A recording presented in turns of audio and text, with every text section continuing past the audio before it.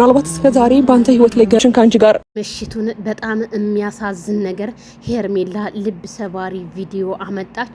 ካሁን በኋላ ከህይወታችሁ መካከል ስለገባው እስካሁንም ላለው ነገር በጣም ይቅርታ፣ ከልዑልዬ ጋር ሁን፣ አንተም ልጅህን አሳድግ ስትል ተሰማ። በጣም ነው የሚያሳዝነው። አብርሃምም ታዲያ እኔ ምንም የተናገርኩሽ ነገር የለም ምንም አላረኩሽም በማለት ምላሽ ቢሰጣትም ሄርሜላ ግን ላትመለስ ሄዳለች።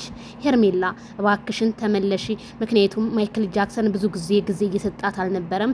ሄርሜላ በጣም ብዙ ጊዜ ሰጥተዋል፣ ጠብቀዋለች። አሁን ግን ኮሜንታተሮቹ ብዙዎቹ እያዘንብሽ ነው፣ ይሄ ህይወት ላንቺ ጠቃሚ አይደለም፣ ከህይወቱ ውጪ እያሉ በጣም ብዙ ሰዎች እየጨቀጨቋ ስለነበረ እንግዲህ ለመውጣት ወስናለች። በጣም ነው የሚያሳዝነው። ትናንትናም እንደምናየው ሚኪ ወንድሟ በጣም ሲቆጣት ነበረ።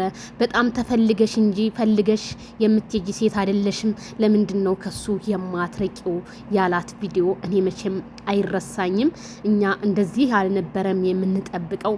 ሄርሜላ ግን በማልቀስ አይኖቿ በእንባ ተሞልተው ሰው ፊቷ በቃ ቅልት ብሎ እንደዚህ መንጣቷ ለኛ በጣም ያሳዝናል። እንግዲህ ሩታንም ይቅርታ ብላታለች። ሩታም እንግዲህ እሺ እኔም ይሄንን ህይወት ሳልፈው በጣም ከባድ ነበረ በማለት ማይክል ጃክሰን ለሁለቱም ውሳኔውን ሳያሳውቅ በጣም ተናዶ ተለያይተዋል ማለት ነው። መጨረሻው ግን ምን ይሆን በሚለው ሄርሜላ ዛሬ መወሰኗ ግን ለኔ ትንሽ ጥያቄ ሆኖብኛል። ብዙ ነገሮች ልጅ አለ፣ ብዙ ነገር አለ። ብቻ እንዴት ሄርሜላ አስቀድማ ይሄንን ነገር ልትወስን ቻለ? ፋሚሊ ቢሆንም መረጋጋትን ነበረባት። ግን እረዳታለሁ፣ አዝኛለሁ በጣም